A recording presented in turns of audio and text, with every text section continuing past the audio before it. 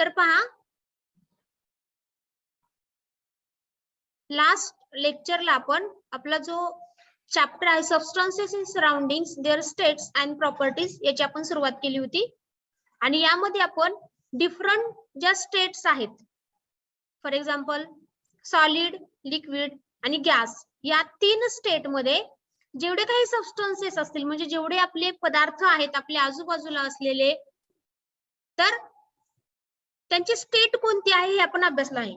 For example kerosene असेल किंवा spirit, त्यानंतर नवसागर आहे, कॅम्फर आहे, पेट्रोल, डिझेल, त्यानंतर शुगर असेल, सॉल्ट असेल, वॉटर, ऑइल, हे डिफरंट सगळे सबस्टन्सेस आपण या वेगवेगळ्या स्टेट मध्ये फिलअप केले होते. जसं की सॉलिड सबस्टन्सेस म्हणजे काय म्हटलं की आपण घट्ट असे पदार्थ की ज्याच्यामध्ये जर आपण एखाद्या जागेवरती ते पुटअप केले तर त्यांचा ढीग तयार होतो, बरोबर, हीप तयार होतं, त्याला आपण सॉलिड म्हटलं. त्यामध्ये आपण प्रॉपर्टीज मध्ये पाहिलं की सॉलिडला डेफिनाइट शेप असतो, बरोबर, म्हणजे स्टोन आहे किंवा आईस आहे, त्यांना स्वतःचा असा शेप आहे.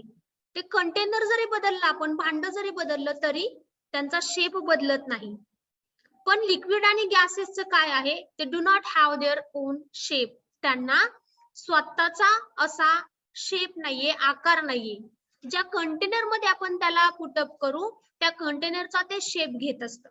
त्यानंतर व्हॉल्यूम म्हणजेच काय, आकारमान, की एका जागेवरती ठेवल्यानंतर ते किती जागा ऑक्युपाय करते, किती जागा त्यांना लागते, याला आपण व्हॉल्यूम म्हणतो, त्याला आपण आकारमान म्हणतो. मग सॉलिडला स्वतःचा आकारमान आहे, लिक्विडला पण आहे, पण गॅसेस सबस्टन्सला मात्र स्वतःचा असं व्हॉल्यूम नाहीये. ठीक आहे. त्यानंतर काही आपण जनरल प्रॉपर्टीज मध्ये पाहिल्या की जे काही बॉइलिंग पॉइंट आहे, बरोबर, म्हणजे सॉलिडला जर हीट केली, यामध्ये पण आपण पाहिलं होतं की सॉलिड सबस्टन्सेस आहेत, सॉलिडला जर हीट केलं तर त्याचं कन्व्हर्जन कशामध्ये होतं, लिक्विड सबस्टन्सेस मध्ये. विसरून गेले का सगळे, बरोबर. तर लिक्विड सबस्टन्सला जर हीट केलं तर त्याचं कन्व्हर्जन कशामध्ये होतं, तर गॅसेस सबस्टन्सेस मध्ये, बरोबर.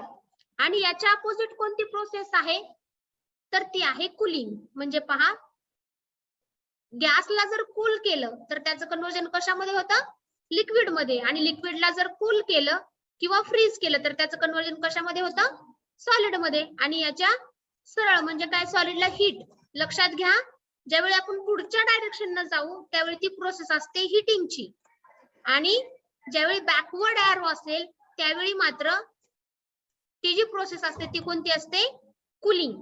म्हणजेच वॉटर आपण कन्सिडर केलं, वॉटर जर घेतलं, वॉटरला कूल केल्यानंतर त्याचं काय बनतं, सॉलिड बनतं. म्हणजेच काय, वॉटर हे लिक्विड आहे, त्याला कूल केल्यानंतर काय बनेल, सॉलिड बनेल. पण वॉटरला जर हीट केलं तर काय बनतं, गॅस बनतो. म्हणजे हिटिंग केल्यानंतर डायरेक्शन कशी असते, पुढच्या डायरेक्शन असते. मात्र कूलिंग जर केलं, थंड जर केलं तर डायरेक्शन कशी असते, अपोजिट असते, म्हणजेच त्याची मागची स्टेज येत असते. त्यानंतर लिक्विड बॉइल होतं म्हणजे काय होतं, तर एक असं टेम्परेचर आहे की ज्या टेम्परेचरला लिक्विडचं कन्व्हर्जन गॅसेस स्टेट मध्ये होतं त्याला आपण बॉइलिंग म्हटलं. मग वॉटर कोणत्या डिग्रीला बॉइल होतं, तर नॉर्मल आहे पहा, थंड आपण पाणी जर घेतलं किंवा रूम टेम्परेचरला जे वॉटर आहे ते जरी घेतलं, त्याला जर हीट करायचं म्हटलं तर 50-60 डिग्री पर्यंत त्याची वाफ होत नाही, फक्त पाणी गरम होतं, बरोबर. म्हणजेच 100 डिग्री सेल्सिअस ज्यावेळी टेम्परेचर होईल त्याच टेम्परेचरच्या नंतर बॉईल वॉटर जे आहे तर ते बॉईल व्हायला लागतं. म्हणजेच काय, तर पाण्याची वाफ बनते, बरोबर. बॉइलिंग पॉइंट लक्षात राहील सगळ्यांच्या, that is the boiling point of water is 100 degree Celsius. Okay. त्यानंतर नेक्स्ट आहे फ्रीजिंग वॉटर. फ्रीजिंग वॉटर म्हणजेच काय, फ्रीज म्हणजे काय, कूल होणे, बरोबर. वॉटर जे आहे ते आईस त्याचा कोणत्या डिग्री सेल्सिअसला होतो, तर इट इज 0 डिग्री सेल्सिअस, बरोबर. वॉटर जर 0 डिग्री सेल्सिअस पर्यंत आपण कूल केलं तर त्याचं काय बनतो, आईस बनतो. आणखी काय आहे, air is in winter night. Winter night म्हणजे काय, थंडीच्या दिवसामध्ये हवेचं जे तापमान आहे ते किती असतं साधारण, तर it is below than 15 degree Celsius, 15 degree Celsius पेक्षा सुद्धा एअर त्यावेळी थंड असते आणि म्हणूनच आपल्याला जास्त थंडी वाजत असते या थंड हवेमुळे. त्यानंतर एअर इन समर आफ्टरनून म्हणजे उन्हाळ्याच्या दिवसामध्ये दुपारच्या वेळी हवेचं टेम्परेचर किती असतं साधारण, तर ते असतं किती, it is greater than 35 degree Celsius. Then inside a fridge म्हणजे फ्रीजच्या आतमध्ये किती असतं temperature, it is below than 5 degree Celsius. बरोबर, फ्रीजच्या आतमध्ये टेम्परेचर किती असतं, 5 पेक्षा कमी डिग्री सेल्सिअस पर्यंतचं टेम्परेचर असतं. आणि इनसाइड द फ्रीजर म्हणजे फ्रीजच्या आतमध्ये जो छोटा कप्पा असतो ना वरच्या साईडला, तो आहे फ्रीजर, सगळ्यांना माहिती आहे. आणि या फ्रीजर मध्ये टेम्परेचर किती असतं, तर ते असतं -18 डिग्री सेल्सिअस पेक्षा सुद्धा कमी यामध्ये टेम्परेचर असू शकतं. लक्षात येते? ओके. आणि नॉर्मल जे आहे म्हणजेच आपलं बॉडी टेम्परेचर जे आहे ते असतं 37 डिग्री सेल्सिअस. आता पहा, तुम्ही जर म्हणाल की नॉर्मल बॉडी टेम्परेचर 37 आहे, पण ज्यावेळी आपल्या थर्मामीटरच्या साहाय्याने टेम्परेचर चेक केलं जातं, ऑक्सिमीटर असेल, थर्मामीटर बघा आपण कित्येक मॉल मध्ये असेल किंवा स्कूल मध्ये सुद्धा येताना तुमचं टेम्परेचर चेक केलं जायचं, किंवा घरी तुम्ही कधी हॉस्पिटलमध्ये गेला असाल तर सुद्धा तुमचं टेम्परेचर मेजर केलं जातं. मग ते टेम्परेचर किती असतं, तर ते साधारण 100च्या जवळ असतं. तुम्ही बघाल 99 असतं, कधी कधी 95 असतं, 91 असतं. मग एवढं कसं असू शकतं आपलं बॉडी टेम्परेचर, तर लक्षात घ्या, त्या थर्मामीटर मध्ये जे रीडिंग असतात, तो मेडिकल थर्मामीटर जो आहे, तर त्याच्यामध्ये रीडिंग हे डिग्री फॅराडे मध्ये कॅल्क्युलेट केलं जातं. कशामध्ये, फॅराडे किंवा फॅरनहाइट मध्ये कॅल्क्युलेट केलं जातं. आणि आपला जो नॉर्मल थर्मामीटर आहे तो असतो डिग्री सेल्सिअस मध्ये. लक्षात येते, ते कन्वर्जन आहे पहा. नाहीतर तुम्ही म्हणाल की नॉर्मल बॉडी टेम्परेचर 37 आहे आणि कधी कधी डॉक्टर म्हणतात की 100 पेक्षा जास्त तापमान आहे, म्हणजे आपल्या बॉडीमध्ये पाणी उकळण्यापेक्षा जास्त टेम्परेचर असू शकतं का, कधीच नाही. लक्षात घ्या, कधीच नसतं, कारण फक्त ते युनिट डिफरन्स आहे, एवढं फक्त लक्षात ठेवा. त्यानंतर नेक्स्ट आपण पाहूयात आता बॉइलिंग पॉइंट. आता आपण सांगितल्याप्रमाणे की बॉइल मीन्स व्हॉट, बॉइल म्हणजे काय, की उकळणे. बरोबर, कुठलंही लिक्विड घ्या, कोणतं लिक्विड किती डिग्री सेल्सिअसला उकळतं, that is the temperature of that liquid is called boiling point. कुठलंही लिक्विड असेल, ऑइल असेल, वॉटर असेल किंवा पेट्रोल, डिझेल, अल्कोहोल, स्पिरिट आपण म्हणतो, हे कुठलंही लिक्विड घेतलं तरी ते लिक्विड कोणत्या टेम्परेचरला त्याचं कन्वर्जन गॅसेस स्टेट मध्ये होतं किंवा ते उकळतं, त्याला आपण काय म्हणतो, त्याचा बॉइलिंग पॉइंट म्हणतो. मग आता आपण पाहिल्याप्रमाणे वॉटरचा जो बॉइलिंग पॉइंट आहे तो किती असतो, 100 डिग्री सेल्सिअस पर्यंतचा वॉटरचा बॉइलिंग पॉइंट असतो. म्हणजेच 100 डिग्री सेल्सिअस पर्यंत वॉटर बॉईल होत नाही. एकदा का 100 डिग्री सेल्सिअसच्या वरती टेम्परेचर गेलं तरच त्या पाण्याची वाफ बनते. ठीक आहे, त्या अगोदर पाणी फक्त गरम होत असतं. तसंच जर आपण पाहिलं तर अल्कोहोल म्हणजे सॅनिटायझर मध्ये जे अल्कोहोल यूज केलं जातं त्याचा बॉइलिंग पॉइंट साधारण 40 to 50 डिग्री पर्यंतच आहे. एक्झॅक्ट जर तुम्हाला सांगायचं म्हटलं तर 48 डिग्री सेल्सिअस त्याचा बॉइलिंग पॉइंट आहे. म्हणजे त्याला हिटिंग करण्याची आवश्यकता नाही. विदाउट हिटिंग सुद्धा त्याचं वेपर मध्ये कन्वर्जन होऊ शकतं. Then the temperature at which a liquid starts to boil is called boiling point. पहा, बॉइलिंग पॉइंटची अतिशय सिंपल आणि शॉर्ट डेफिनेशन दिली आहे. द टेम्परेचर, टेम्परेचर म्हणजे काय, तापमान. हे असं तापमान की ज्या टेम्परेचरला लिक्विड स्टार्ट टू बॉईल, असं तापमान की ज्या तापमानाला लिक्विड सबस्टन्सेस जे आहेत तर ते बॉईल व्हायला लागतात. बॉईल म्हणजे काय, सगळ्यांना माहितीये, बॉईल म्हणजे काय, उकळणे. बरोबर, मग जे लिक्विड सबस्टन्सेस आहेत तर त्या लिक्विड जेवढे काही पदार्थ आहेत ते कोणत्या टेम्परेचरला त्याचं कन्वर्जन गॅसेस स्टेट मध्ये होतं किंवा कोणत्या टेम्परेचरला ते उकळायला लागतात, त्या टेम्परेचरला आपण काय म्हणतो, त्या लिक्विडचा बॉइलिंग पॉइंट. समजतंय हे? ओके, बघा तुम्ही सहज अगदी साध्या शब्दामध्ये ही डेफिनेशन लिहू शकता. The temperature at which a liquid start to boil is called boiling point. समजते? त्यानंतर पहा, when water vapors cool it is converted into water again.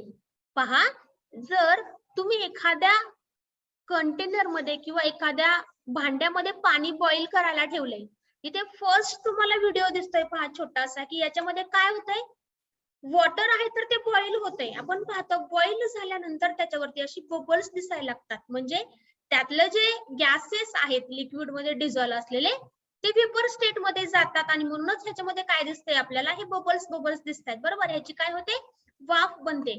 आणि जास्त वेळ जर आपण उकळून ठेवलं तर काय बनेल, ती पाण्याची जी लेवल आहे तर ते आपल्याला कमी कमी झाल्यासारखे दिसते. म्हणजेच त्यात जेवढं काही लिक्विड सबस्टन्स आहे त्या सगळ्याची वाफ बनते. पण आता सेकंड व्हिडिओ मध्ये बघू शकता तुम्ही, हेच वॉटर सपोज बॉईल होताना यावरती जर आपण कॅप ठेवली, कॅप म्हणजे टोपी नाही बाळांनो, कॅप म्हणजे काय, एखादं झाकण जर ठेवलं तर तुमच्या लक्षात येईल की या झाकणाला लागलेली वाफ जी आहे तिचं पुन्हा इथं लिक्विड मध्ये कन्व्हर्जन होतं, पुन्हा त्याचे छोटे छोटे वॉटर ड्रॉपलेट्स आपल्याला दिसतात. यालाच आपण काय म्हणतो, इट इज कॉल्ड कंडेन्सेशन. बरोबर, म्हणजे बाष्पीभवन म्हटलं जातं. पहा, ठीक आहे.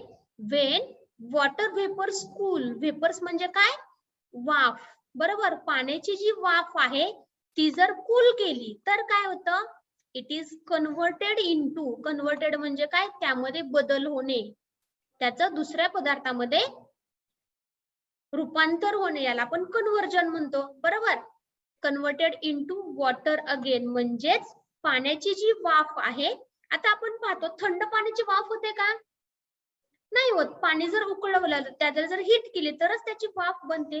हीच वाफ जर कूल केली तर तिचं पुन्हा पाणी बनतं. याच प्रोसेसला आपण काय म्हणतो, कंडेन्सेशन. आणखी तुम्ही याची वेगवेगळी उदाहरणं देऊ शकता. पहा, वॉटर सायकल जे आहे, बरोबर, वॉटर सायकल माहिती आहे सगळ्यांना, पाण्याचं सायकल. तर या वॉटर सायकल मध्ये काय, तर ही कंडेन्सेशन प्रोसेस होते. म्हणजेच सी म्हणजे समुद्रामधलं किंवा महासागरामधले जे पाणी आहे त्या पाण्याची वाफ होते. वाफ झाल्यानंतर त्या वाफेला जर थंडावा मिळाला त्या ढगांच्या साह्यानं तर त्या वाफेचं पुन्हा पाणी बनतं. म्हणजेच काय, this process is called condensation. यालाच आपण बाष्पीभवन असं म्हणतो. बघा, next one, the condensation of steam also takes place at 1000 degree Celsius. Sorry, इथं 1000 नाहीये, 100 डिग्री सेल्सिअस असा हा वर्ड आहे. ते वरचा जो डिग्री सेल्सिअस आहे तो खाली तसाच आलेला आहे. काय आहे, म्हणजे कंडेन्सेशन कधी होतं. आता पहा, इथे काय म्हटलं आपण सुरुवातीला, की वॉटरचा जो बॉइलिंग पॉइंट आहे तो आहे 100 डिग्री सेल्सिअस, पण वॉटरचा कंडेन्सेशन पॉइंट सुद्धा किती आहे, 100 डिग्री सेल्सिअस. तो कसा, तर पहा, बाष्पीभवन म्हणजेच पाणी जे आहे, पाण्याची वाफ झाल्यानंतर त्या वाफेचं पुन्हा पाणी बनणं, याला कंडेन्सेशन म्हणतात. लक्षात ठेवा, समजतंय का. आता पहा, वॉटर आपण घेतलंय, वॉटरला बॉईल केलं, बरोबर, म्हणजे काय, उकळवलं. वॉटर किती डिग्री सेल्सिअसला बॉईल होतं, 100 डिग्री सेल्सिअसला. बरोबर, मग हे वॉटर बॉईल झाल्यानंतरच त्याच्यामधून वेपर्स निघतील. वेपर्स म्हणजे काय म्हटलं आपण, वाफ निघेल. मग या 100 डिग्री सेल्सिअसला जे काही वेपर्स निघालेले आहेत, जी काही वाफ तयार झालेली आहे, त्या वाफेचं पुन्हा वॉटर बनतं. म्हणजेच ते कोणत्या डिग्री सेल्सिअसला होतं, again 100 degree Celsius. Means the boiling point and the condensation point of water both are the same values. लक्षात येते, दोन्हींची व्हॅल्यू कशी असते, सेम असते. समजतंय, म्हणजे वॉटर बॉईल 100 ला होतं, 100 डिग्री सेल्सिअसला होतं, पण त्याचं कंडेन्सेशन पण 100 डिग्री सेल्सिअसला होतं. रूम टेम्परेचरला जर वॉटर ठेवलं तुम्ही, आत्ताचं जे घरामधलं पाणी असेल, तुमच्या वापरातलं पाणी असेल, त्या पाण्याची वाफ होते का नॉर्मल रूम टेम्परेचरला, नाही होत. त्याला जर तुम्ही हीट दिली, त्याला जर 100 डिग्री सेल्सिअस पर्यंत हीट दिली तरच त्या पाण्याची वाफ बनते. बरोबर, आणि वाफ जर झाली नाही तर त्या वाफेचं पुन्हा पाणी बनेल का, नॉर्मल पाणी ठेवले आणि त्याची पुन्हा वाफ, पुन्हा पाणी बनते असं होतं का, नाही. तर अगोदर कंडेन्सेशन प्रोसेस साठी काय महत्वाचं आहे, तर त्या पाण्याची वाफ होणं महत्वाचं आहे, त्याचं व्हेपर मध्ये कन्व्हर्जन होणं महत्वाचं आहे. आणि मग व्हेपर मध्ये कन्व्हर्जन झाल्यानंतर पुन्हा ते लिक्विड मध्ये येणं, यालाच आपण काय म्हणतो, कंडेन्सेशन, किंवा याला आपण काय म्हणतो, बाष्पीभवन. पहा इथं ॲरोच्या साहाय्यानं एवढं लिहिता येत नाही, पण तुम्ही तुमच्या नोटबुक मध्ये व्यवस्थितरित्या लिहू शकता. बाष्पीभवन. ठीक आहे. तर या दोन्ही प्रोसेस लक्षात आले तुमच्या. First one is boiling and second one is condensation. लक्षात घ्या, बॉईल म्हणजे उकळणे आणि कंडेन्सेशन म्हणजे काय, वाफेचं पुन्हा लिक्विड मध्ये कन्व्हर्जन होणं. ठीक आहे. त्यानंतर नेक्स्ट आपण पाहूयात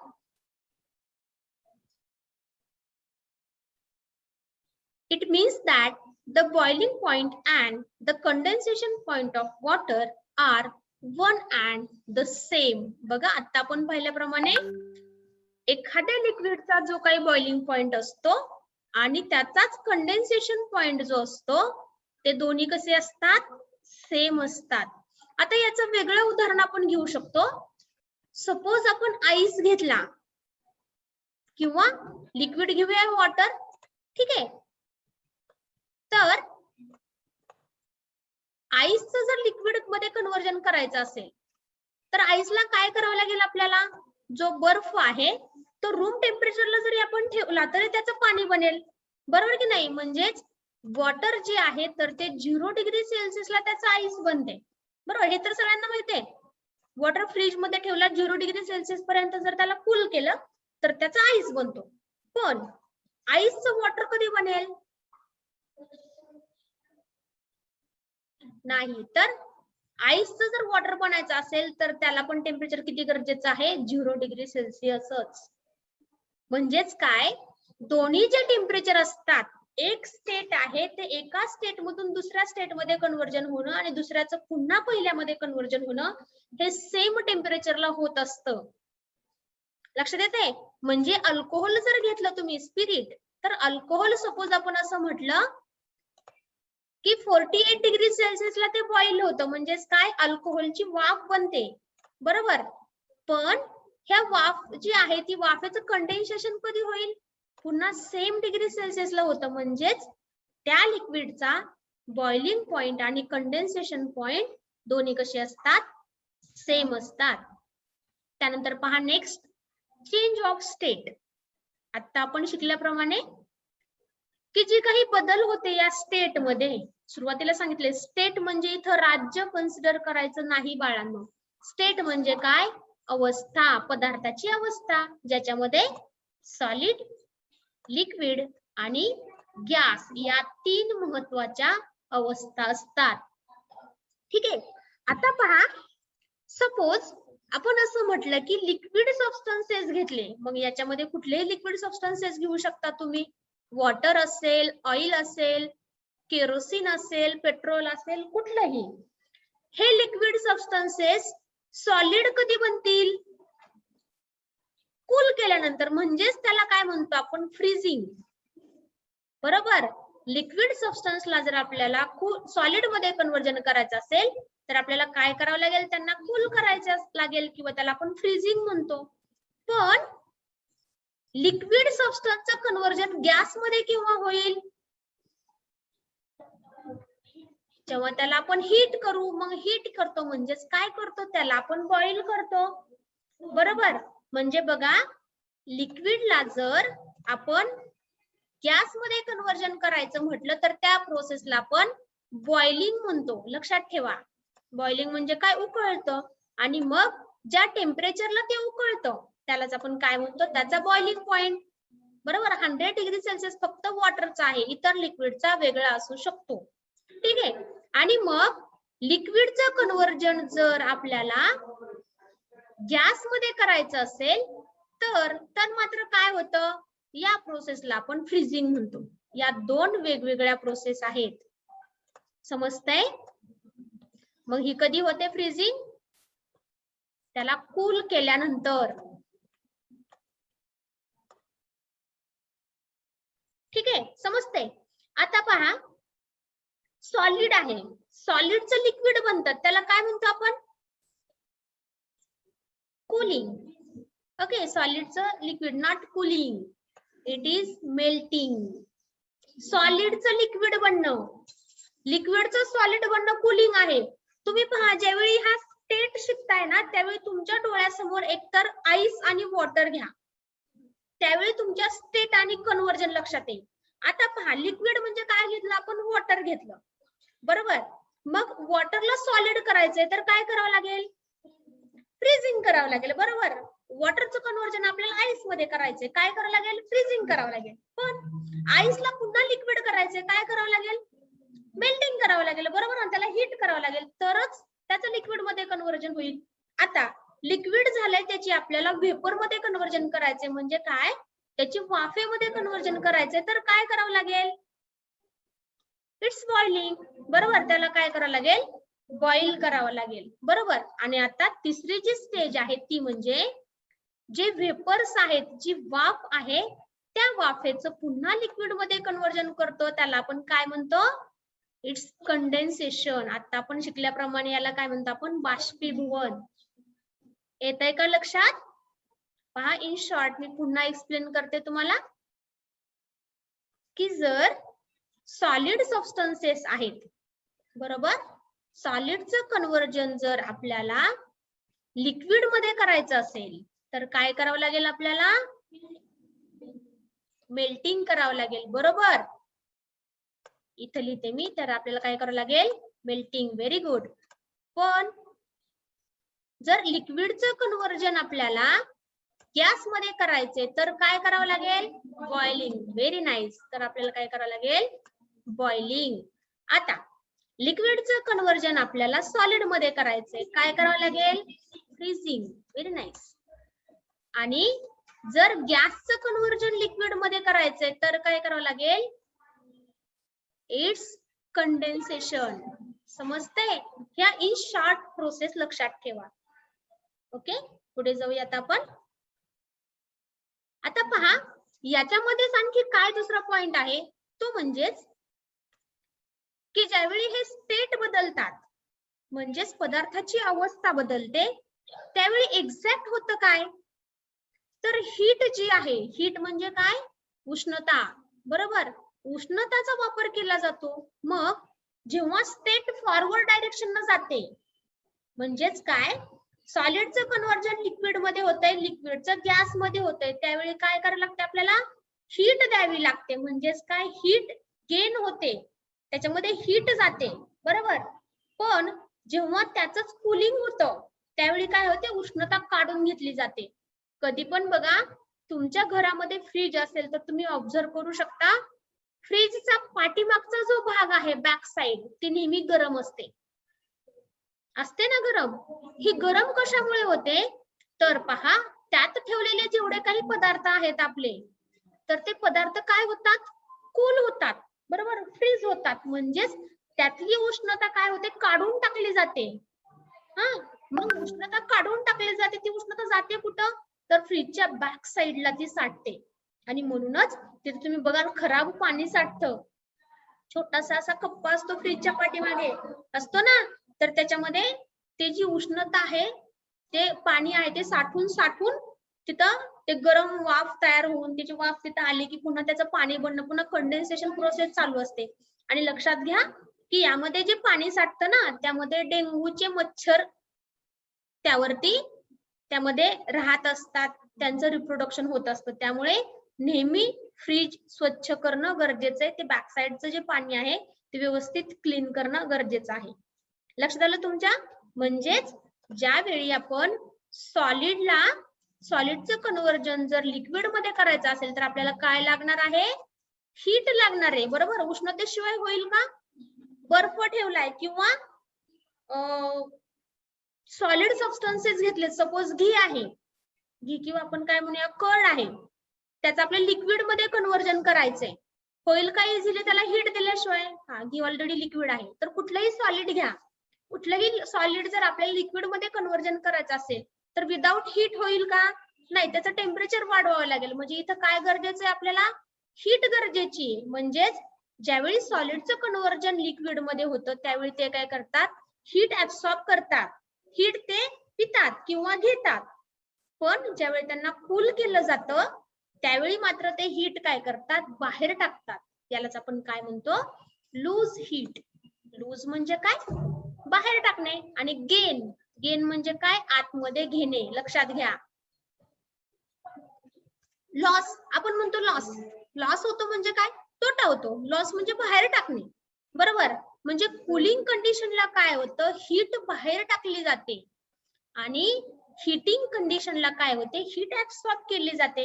म्हणजे पहा, ज्यावेळी अन्न पदार्थ शिजवले जातात, बरोबर ना, भाज्या तुम्ही शिजवून खाता किंवा चपाती असेल, भाकरी असेल, ही सगळी गॅस वरती असेल, कोणी चुलीवरती करत असेल, कोणी वेगवेगळे इन्स्ट्रुमेंट वापरत असतील, तर यामध्ये काय उष्णता दिल्याशिवाय ते आपोआप शिजतात का, नाही. मग ही दिलेली उष्णता जाते कुठं, तर ते अन्न शिजण्यासाठी त्याच्यात मदत होते. म्हणजेच काय की हीट त्यामध्ये गेली, हीट त्याला लागली म्हणजे त्याने हीट घेतली.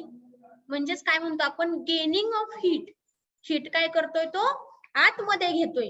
पण तेच अन्न पदार्थ जर आपण कूल केले तर मात्र काय करतील, ते हीट बाहेर टाकतील. That is losing of heat. लक्षात येते हे, ओके. त्यानंतर नेक्स्ट पॉइंट बघूयात आपण आता, फ्रीजिंग पॉइंट.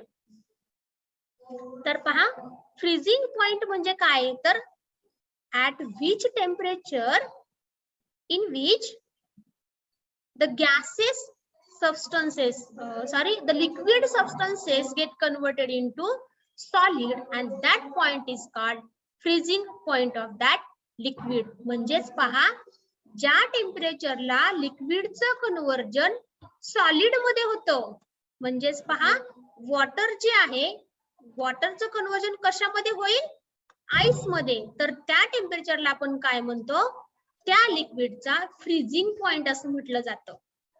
लक्षात येते. तर हे जे डिटेल्स आहेत तर ते आपण नेक्स्ट लेक्चरला पाहूयात. आता आपण थांबूयात, ठीक आहे. थँक्यू.